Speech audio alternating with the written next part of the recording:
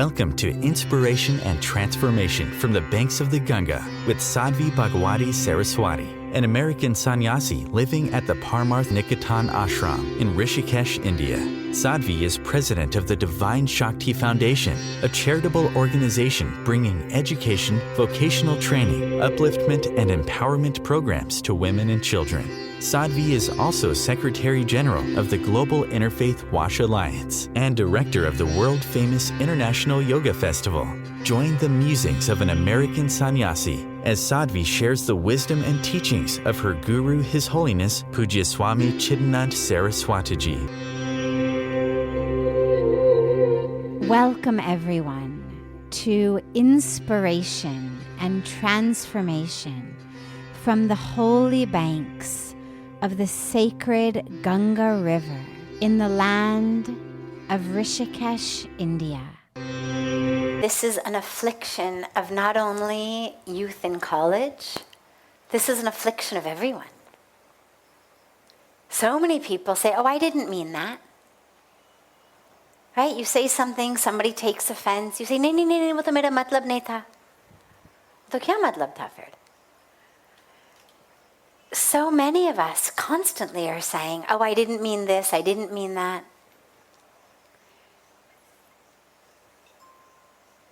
Our words are a very precious power. This varni, this power of speech, is a great power, and it's not something to take lightly. We have become just habitual talkers, meaning we don't pay any attention to what we say at all. We just keep talking because it's just become a habit. We just talk and we talk and we talk, and when we don't actually have something to say, we talk about nothing. That's when we end up saying things we don't mean, hurting people, hurting ourselves, and developing habits that, as you say, later on, we've come into this habit. It's also a huge dissipation of energy. That ojas in the body, that pran, that sacred life force, these energies of the body, we're not supposed to just throw them away. And this habitual just talking is actually a great waste of the energy of the being. In the Bhagavad Gita, Bhagwan Krishna says, tapas of speech, right speech, is that which is true, kind, and beneficial. True, kind, and beneficial. And I've also, in recent years, heard some other teachers add a fourth criterion. Does it improve upon the silence? That when you're going to speak something, you actually have to ask yourself, is it true? Is it kind? Is it beneficial? And does it improve upon the silence? And if any of those four answers is no, well, then we have this great gift of being silent. Silence is not a weakness. Silence does not mean कि कुछ है ही नहीं कहने का. Silence is a strength. Like fasting. Fasting is not a weakness. Fasting doesn't mean that I can't figure out what to eat. Fasting is a strength. It means that even with the call of my body saying eat, I've made a decision. I'm fasting. In the same way, when from inside it's saying, say this, say that, say this, and we are choosing silence because we know that what we're saying isn't true, kind, beneficial. That's a great strength. Now, in college, but also amidst any kind of social situation, there's, as you say, vocabularies. There's words that get used, slang words, colloquial words, profanity. And as you say, you don't mean it in that way. But what you'll find is, sadly, it does become a habit. It's an impression upon us. Because when you say something, you're listening to it as well. You're hearing yourself say it, which means that you now, on a very subtle level, identify as, yeah, I'm someone who talks like that. And that becomes a very detrimental self-identification. You mentioned, when I'm with my friends, we don't have any control over what we say. So, you're a spiritual young man. I've had the wonderful joy of seeing you here for the last several days. You're a really beautiful spiritual young man. Don't let yourself off the hook quite so easily of just, well, though it wasn't in my control, I have no control. That's a really detrimental pattern to set up for your life. Because if you tell yourself now, well, when I'm around my friends, I don't have control over my vocabulary. Well, then what's to say you don't have control over what you drink, or what you smoke, or what you eat, or what you do? I mean, then these become excuses throughout our lives of, yeah, I did it because I was with those people and they were doing it. Sab pee rahe the. Peena to pada. And it just ends up becoming these ways of thinking that who I am is just part of this group. Groups are wonderful. A sangha is wonderful. It's very important. But you need to maintain your own values in that sangha. And in the same way that if you're a pakka vegetarian and they're eating meat, you're not going to say, well, to khana pada, I had to eat it, I had no control. Everybody was eating hamburgers. You would say, I'm a vegetarian. In the same way, let your speech become vegetarian. And if anybody likes you less because you're not using those vocabulary, they're not really friends to begin with. You don't have to become the guru of the group. I'm not saying you should start telling everybody else what to say. Don't say anything. They're not looking for a guru, don't become theirs. Don't worry about it. Be their friend.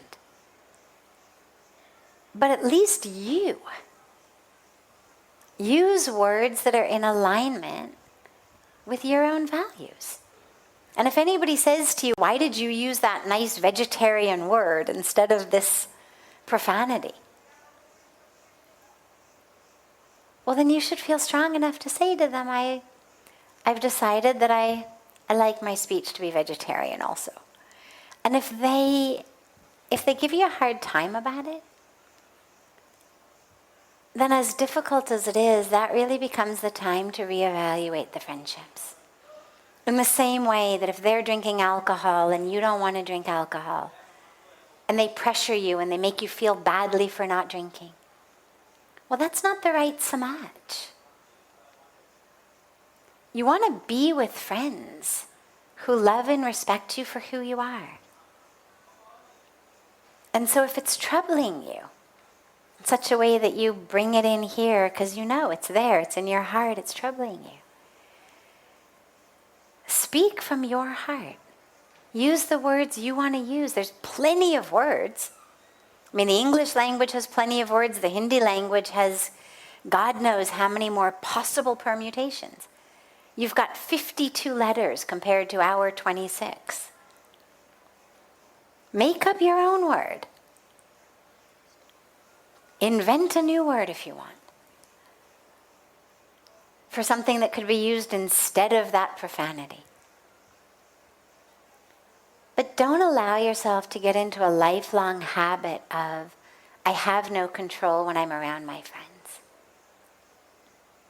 Learn how to carry yourself Otherwise, those habits become your character, and your character becomes your destiny.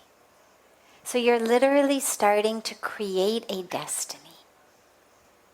Words are things. Words are not just words. Words are an energy put out into the universe. There's a power to them. This is the power when we talk about the power of mantra. Well, it's not just what the mantra means. I mean, if you look at actually the meanings of most of the mantras we chant, most of them is basically just, oh, divine in this form with this name, I bow to you. That's pretty much the translation of almost all of the mantras, or different forms of the divine. But oh, divine in this form, fill in the blank, I bow to you. What's powerful about them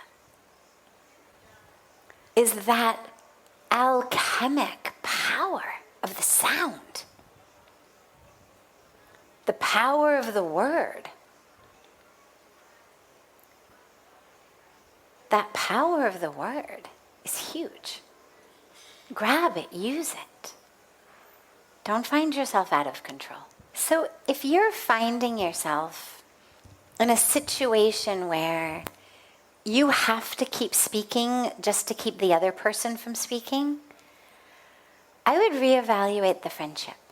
If you're in a situation where you're looking for a way to make the other person essentially stop talking, that might be a really good moment to ask yourself, why am I even in this relationship? If I have to essentially overshout them, take back the control of this conversation, why are you wasting your time anyway? And by the way, just because someone's saying something doesn't mean that we have to respond or react. Let them speak. If you've got to be there,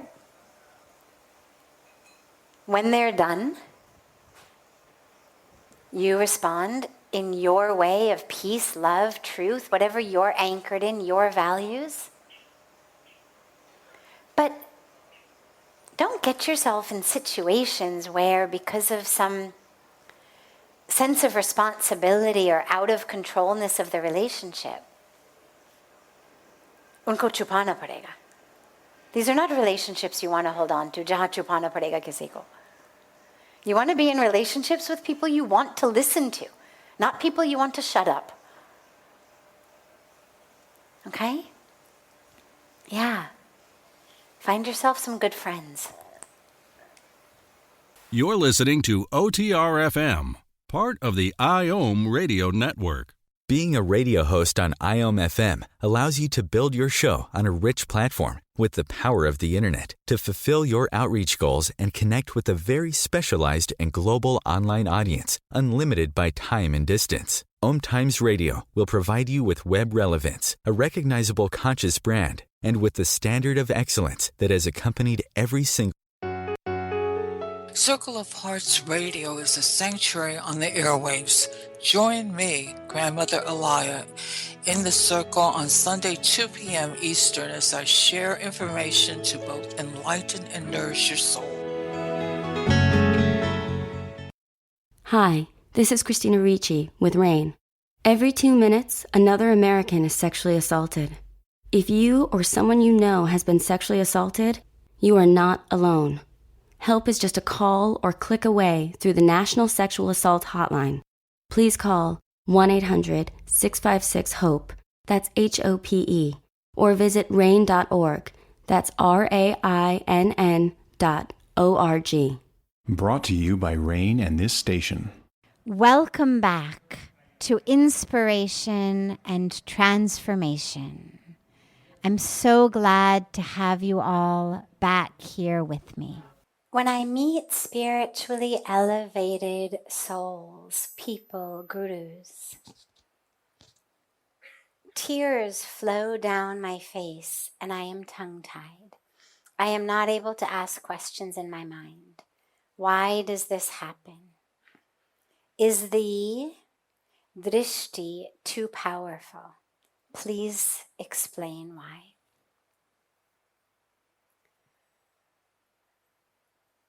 Questions are of the mind.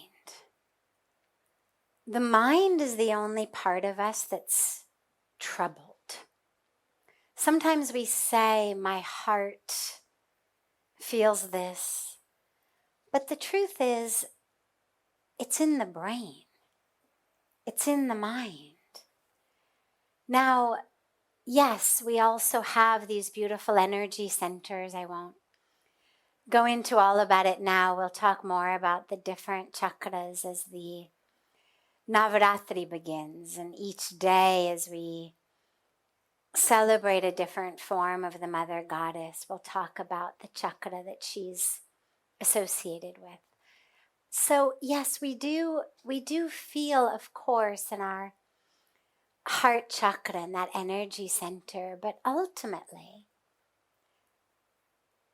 all of the thinking takes place in the mind. The heart experiences love for sure, oneness for sure, on a deep level. The mind is the calculated one. The mind that's the 50-50, what I've done for you, what am I getting, give and take. That's games of the mind. Now, the mind also functions only in separation. The mind sees everything as separate from itself. The heart knows oneness. And I mention this because when we are in a moment in which our hearts open, in the presence of a master, a guru, on the banks of Ganga, in so many deep, spiritually elevating experiences, our minds just shut down. And that's a good thing, by the way. That's not problematic. It allows us to drop fully into the heart. And in many of those cases, we don't make any kind of conscious choice. It just happens. The heart explodes, tears pour down our eyes, and lo and behold, the thinking mind that is troubled is quiet. I remember when I first came to the banks of Ganga and first had this incredible experience. For days, I was pretty much non-verbal. And I mean, I was a straight A student. I was an academic. I was the one who ended up teaching classes when the teacher didn't show up or was out sick. So for me, non-verbal was not a state that, unless I was sleeping, I pretty much ever found myself in. And I was nonverbal. I mean, all I could say for days as tears poured down my eyes was, oh my God, it's so beautiful. Oh my God, it's so beautiful. Oh my God, it's so beautiful. So to find yourself at a loss for words, especially a loss for words that center around something that is troubling your mind,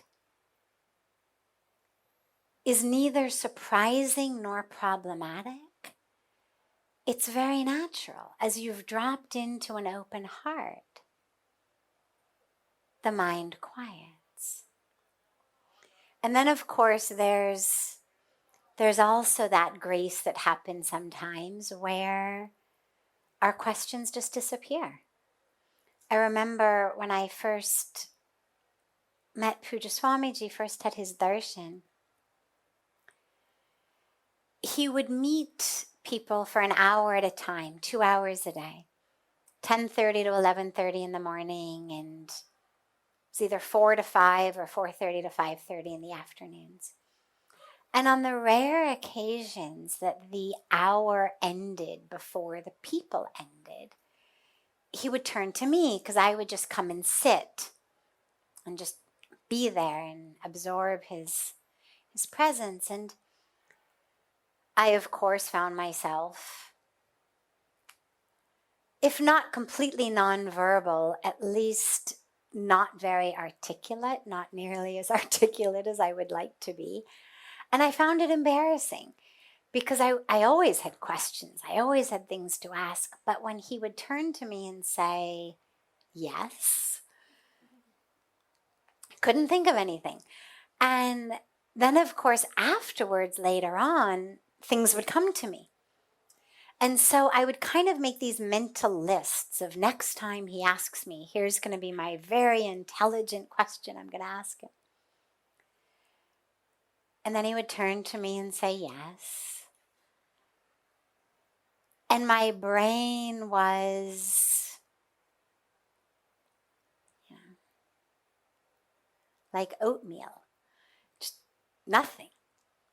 And I finally decided, all right, this is really embarrassing. I'm going to write them down. So I made a list in my room one night of questions.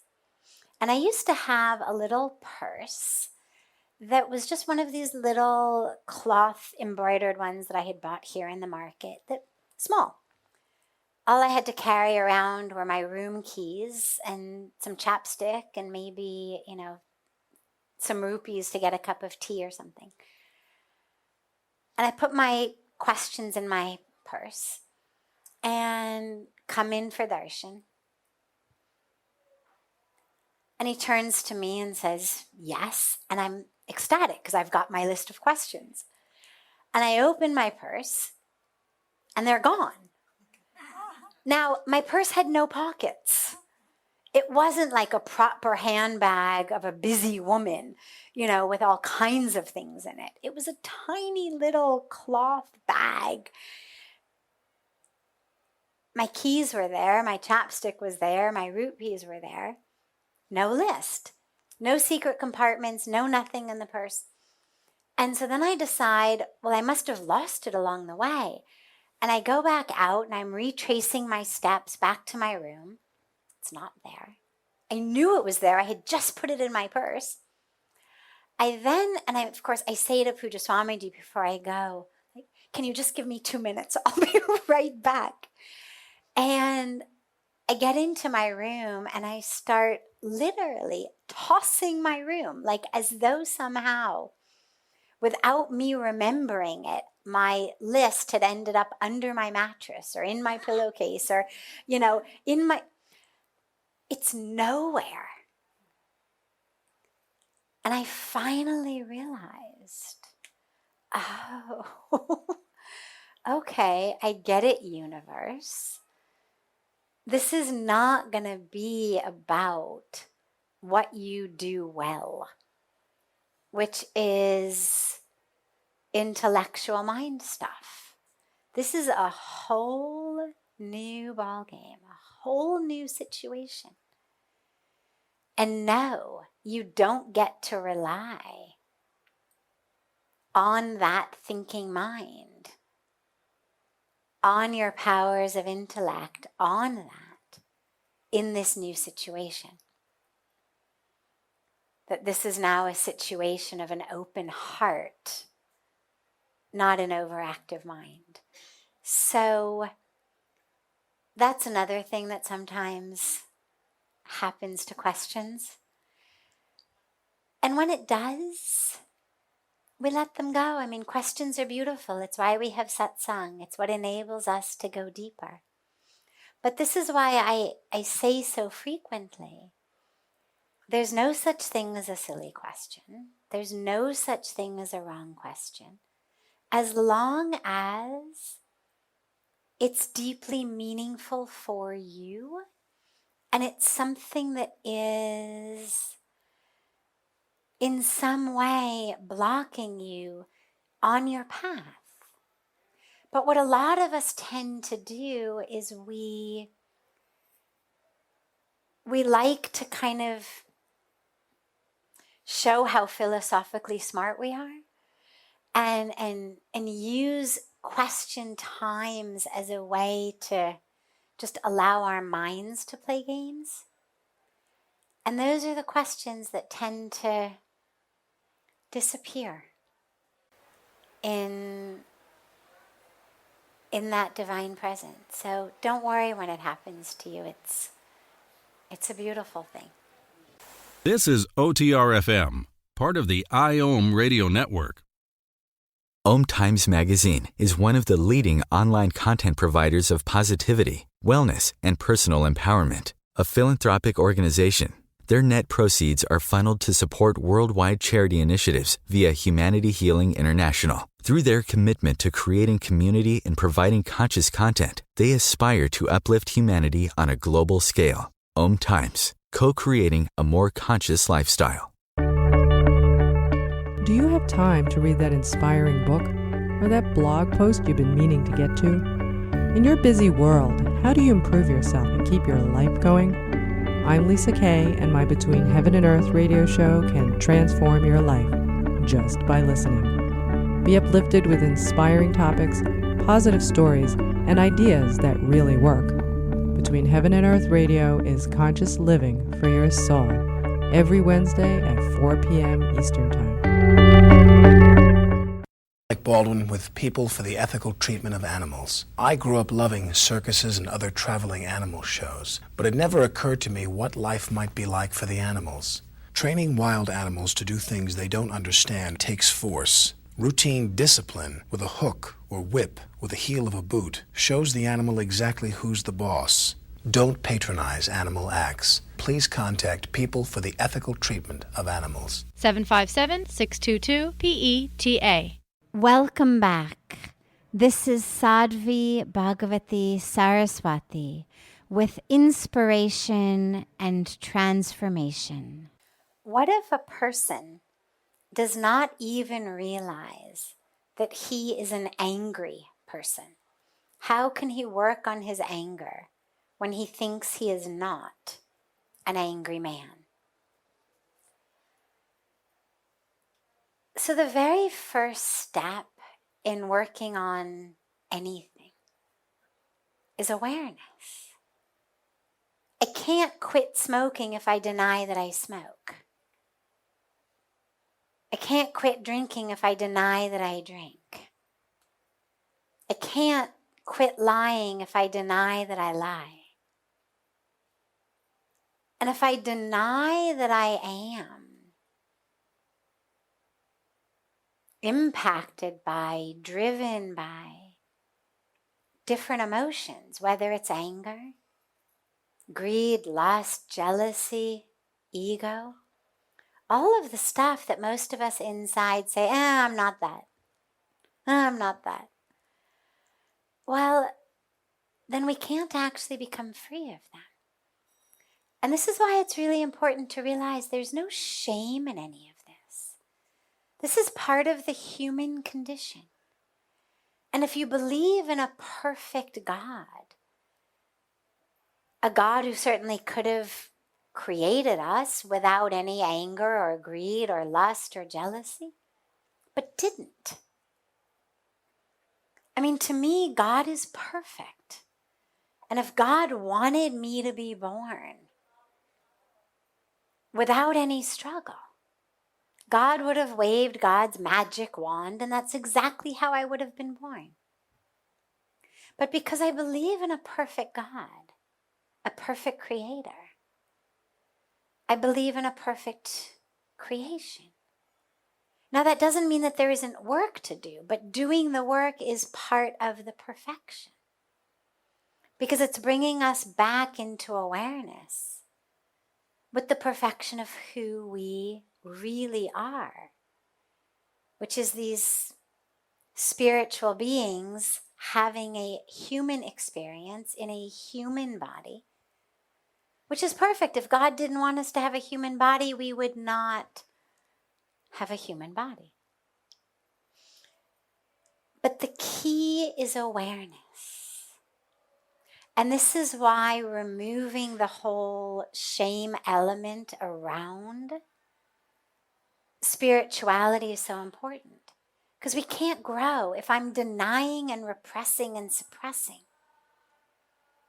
Then I can't grow. And so this is why a practice of awareness and mindfulness is so important. Because I may be able to say to you, oh, I'm not angry. I mean, how many times have we ever said to someone, calm down? And they say, I'm calm, what do you mean? You think, oh, that was helpful, okay. People say it all the time, or you say, don't be angry. I'm not angry. Okay. Now, it may be apparent to the person you're talking to that you are not calm, that you're angry. But if it's not apparent to you, then you're just going to keep repeating the same cycles over and over and over again. And that's why we practice mindfulness. It's why we watch first the breath, the easiest place to start. But as we watch the breath, we also watch emotions arise. You can see anger arising. It doesn't arise out of the blue. If you're really aware, you see it start to build. You feel it. The heart starts to beat a little faster. The face starts to get a little flushed. The vision starts to get a little narrow. So we have to acknowledge these aspects of ourselves without shame, recognizing that we're all here doing the work to come back to the truth, to know the truth. But simply denying something does not actually make it go away. If you are, as it sounds from the question, like the friend, the loved one, the companion of someone, because of course the question was in the third person, not the first, so it sounds like they're asking about another person in their life. The challenge is that the more you say you are an angry man, the more angry they're going to get, and the less likely they are to admit it and acknowledge it. And this is where maybe simply dropping the idea of trying to convince them they're angry, but instead bring in some spiritual practices that you could do together. Start a daily meditation. And if he doesn't want to do it, no problem, you do it. You do it. Invite him each day. Travel together to holy places, listen to Satsang, have darshan of saints, go to Katha. And slowly, slowly, slowly bring him into more and more spiritual places. And help him understand. But until and unless someone acknowledges it, unfortunately, there's not much you can do. And the last piece, though, is to realize, everybody's on their own karmic journey. And not to judge someone else's. The universe is infinitely patient. You don't learn it this life, you'll learn it next life. You don't learn it next life, you'll learn it the life after that. And so not everyone may be necessarily on your timeline. And if someone really can't see something, no matter how much you try to show them, whether it's about their emotions, whether it's about God, divinity, spirituality, consciousness, don't judge. Because that just makes you fall back on your path. That just creates separation in your mind. Give yourself the beautiful spiritual challenge of, can you love someone who may be at a different stage of a karmic journey without any judgment of what's better or worse, higher or lower? No spiritual arrogance here. Just just a love for wherever that person may be. And the truth is that a loving, accepting, spacious presence is the very best environment for someone actually to start doing their work. You can't do it with that agenda though, but just so that you know, unconditional love, tender spaciousness is the place in which people blossom and open and unfold. But you need to be prepared to love them anyway, because that's your journey. Your work is, because remember, they've been sent to you, you've been sent to them. You've been karmically drawn to each other. And maybe the lesson for you in this is not, how can I make him less angry? How can I teach him? But how can I learn to love in the face of anger? How can I learn not to make my self-identity based on what he says? Because these are important lessons. This is OTR-FM, part of the IOM radio network. OMTimes Magazine is one of the leading online content providers of positivity, wellness, and personal empowerment. A philanthropic organization, their net proceeds are funneled to support worldwide charity initiatives via Humanity Healing International. Through their commitment to creating community and providing conscious content, they aspire to uplift humanity on a global scale. OMTimes, co-creating a more conscious lifestyle. Do you have time to read that inspiring book or that blog post you've been meaning to get to? In your busy world, how do you improve yourself and keep your life going? I'm Lisa Kay, and my Between Heaven and Earth radio show can transform your life just by listening. Be uplifted with inspiring topics, positive stories, and ideas that really work. Between Heaven and Earth Radio is conscious living for your soul, every Wednesday at 4 p.m. Eastern Time. Baldwin with People for the Ethical Treatment of Animals. I grew up loving circuses and other traveling animal shows, but it never occurred to me what life might be like for the animals. Training wild animals to do things they don't understand takes force. Routine discipline with a hook or whip with the heel of a boot shows the animal exactly who's the boss. Don't patronize animal acts. Please contact People for the Ethical Treatment of Animals. 757-622-PETA. Welcome back. This is Sadhvi Bhagawati Saraswati with inspiration and transformation. Bhakti Yoga, path of devotion. So,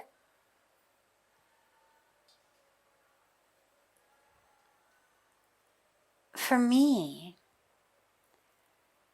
it really happened very spontaneously. I was raised in a Reform Jewish community. We were not religious. We went to synagogue because it mattered to my grandparents. First Friday evening of every month was family night. Grandma wanted to go to synagogue. We all went to synagogue. The holidays and observances that we celebrated were ones that were focused much more on the history, the culture, the ancestors, than actually on God. But as a 25-year-old academic, it never occurred to me that I was missing anything. It never occurred to me that I should be loving God. God was a nameless, formless being whom I feared occasionally. Not much. I mean, I didn't move through my life afraid of God, but, occasionally on holidays where God was making important decisions, I was afraid. when I came to India and had this powerful experience of awakening, my heart just burst open in love. That's why the only thing I could say was, oh my God, it's so beautiful. Oh my God, it's so beautiful. Now, there wasn't at the time an object of my love. I mean, it didn't matter what I was looking at. A telephone pole, literally. Telephone poles, pillars. There used to be these marble pillars on the Ghat that have since been removed to make more room for seating. But we had these marble pillars, and I used to look at them. The steps, people, random people, didn't matter. Whatever I saw was so beautiful because I was seeing God everywhere.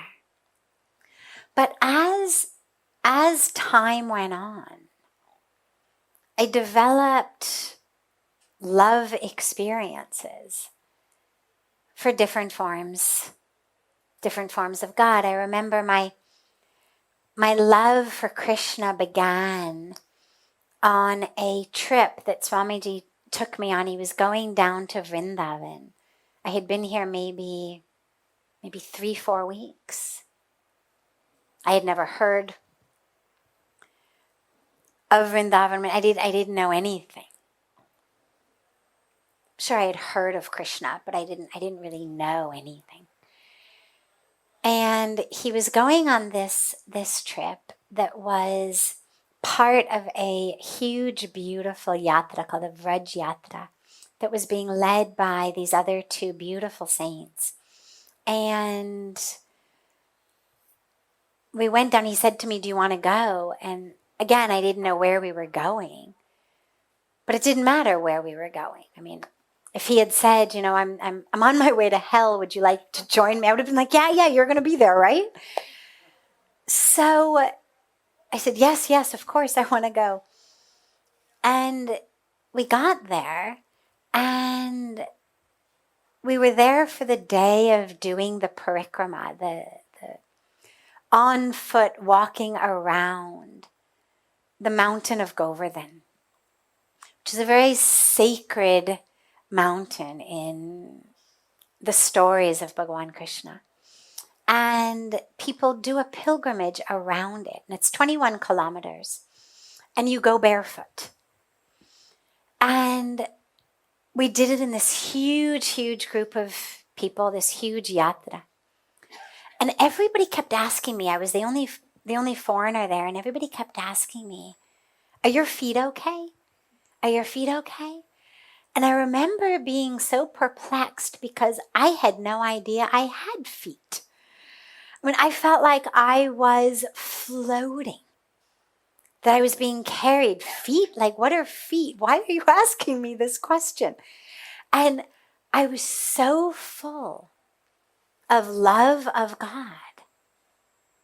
And we went shortly thereafter to the ashram of one of the saints who had been running the pilgrimage in a place called Ramanriti. Now, Ramanriti literally means the rate, the sand of Bhagavan Krishna. And the ashram is built on that sand. And I remember lying and rolling around in the sand with just tears pouring down my eyes. And I had no idea what was happening to me. I hadn't read the Srimad Bhagavatam. I hadn't read the Mahabharata. I hadn't even read the Bhagavad Gita by that point. I didn't know anything. I didn't have any framework in which to put this. But the experiences of love were so powerful that suddenly I started loving Krishna. In fact, when I learned about mantras and I decided I wanted one, and I went to Puja Swamiji and I asked him to give me a mantra, and he made me wait. He didn't tell me why. He just said, not yet. And I would keep going and he would say, not yet. And I decided, well, I wasn't going to deprive myself of the benefit of a mantra just because my guru wouldn't give me one. And so I made up a mantra. And my mantra was, I love you, Krishna. And I used to do my japa with I love you, Krishna for 2 years until Pujya Swamiji finally granted me an actual Sanskrit mantra. So for me, that devotion just blossomed in that way. And then my love for Hanumanji blossomed one night, as funny as it sounds, in Pittsburgh, Pennsylvania, where I had gone to see Pujya Swamiji. It was after he had sent me back to America to finish studies, and I had finished them, and he was in Pittsburgh where he had built the Hindu Jain temple and was spearheading the Encyclopedia of Hinduism project. And I went to meet him there. And he said to me one evening there, he said, you are going to do great things. You're going to touch millions. And I remember thinking that it sounded the way that my mother would say, you're the prettiest girl in the class. It's not true, but you appreciate the love of the one who's saying it to you to make you feel happy. But you don't actually suddenly start thinking you're the prettiest girl in the class just because your mother told you were. And in the same way, I remember when Pujya Swamiji said that, thinking, oh, that's so sweet. He's trying to make me feel good. And I said to him, I know that I'm intelligent. I know that I'm going to be able to do something. But I know that I'm not at that level, as you say, and that's okay. You don't have to, say these nice things that so obviously are not true. And he was quiet, and the next morning when I got up and went up to do pranam to him, sitting on the table where he was sitting was a book about this thick of the Ramayana. And it was an English translation, not a verse-by-verse translation, but it was more of the story of the Ramayana. Not quite for kids, but nonetheless a really easy version. It was the Bhartiya Vidya Bhavan version of Ramayana. And he gave it to me to read. I read it during the day. I ended up staying awake all night reading it. And by the next morning, I had finished it.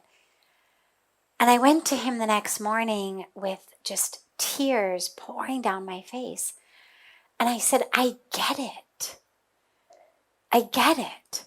If Hanumanji could accomplish and achieve all of these miraculous feats just out of devotion to God, because that's what Hanumanji says.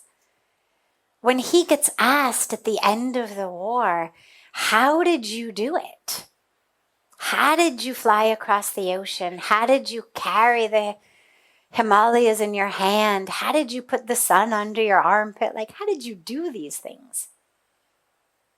He didn't say, well, don't you know who I am? He didn't say, I've been working out at the gym and I've got this special trainer and he's teaching me the carry the mountains pose.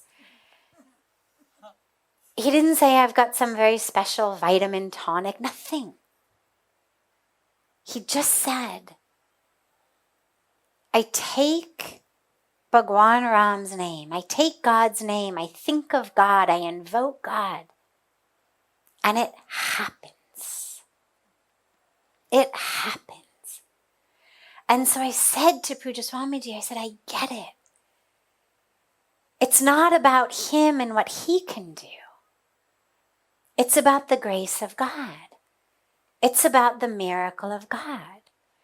And so, if through taking God's name, this essentially monkey could accomplish all that, well, then maybe I really can do something with my life. Maybe I really can accomplish something beautiful. And so from then on, my devotion for Hanumanji kept blossoming of just make me that devotee like you are.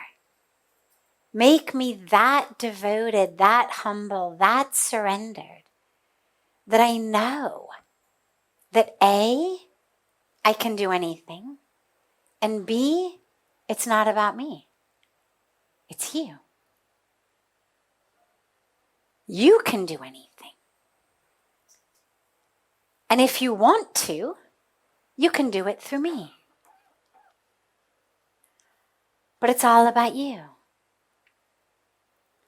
And so, Bhagwan Krishna, Hanumanji, Ganga, it's been a beautiful experience of bhakti. And, it's interesting because in the teaching of Vedanta, Advaita Vedanta, it's a teaching of non-duality. There's nothing but God.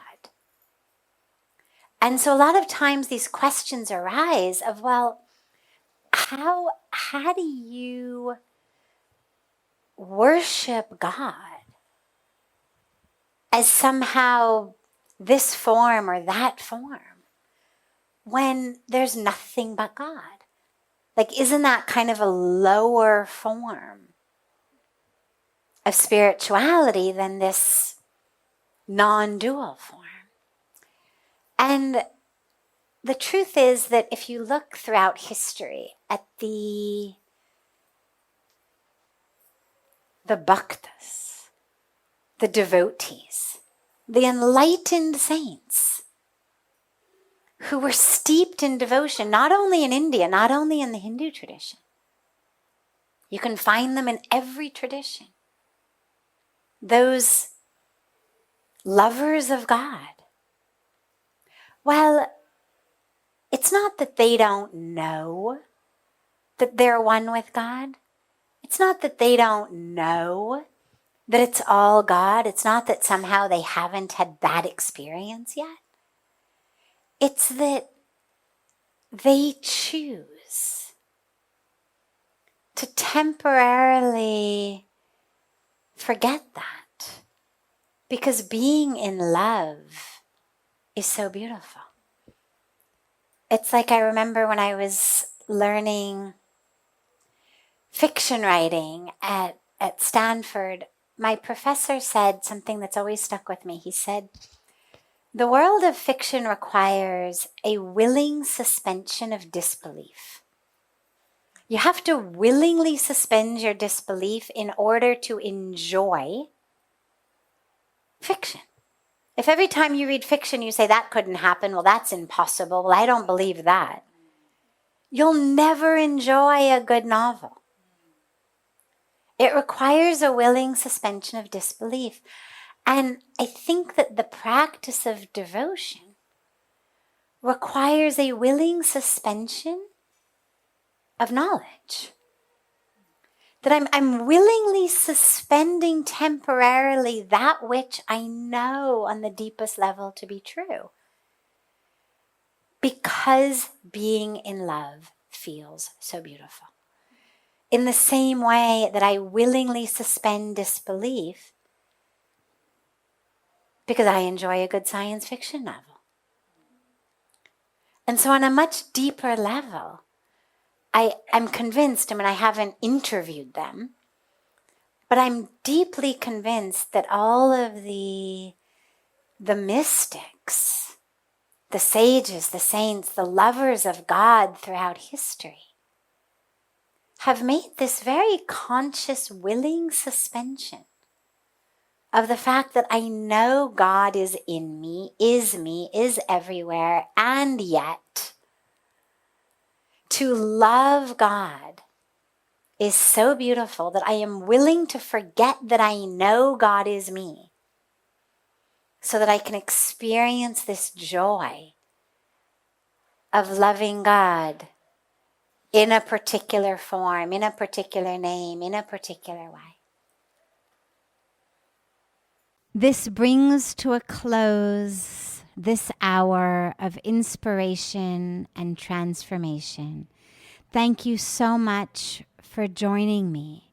I'm so glad to be together with you all each week, and I look forward to being together again next Thursday, same time, on OMTimes Radio.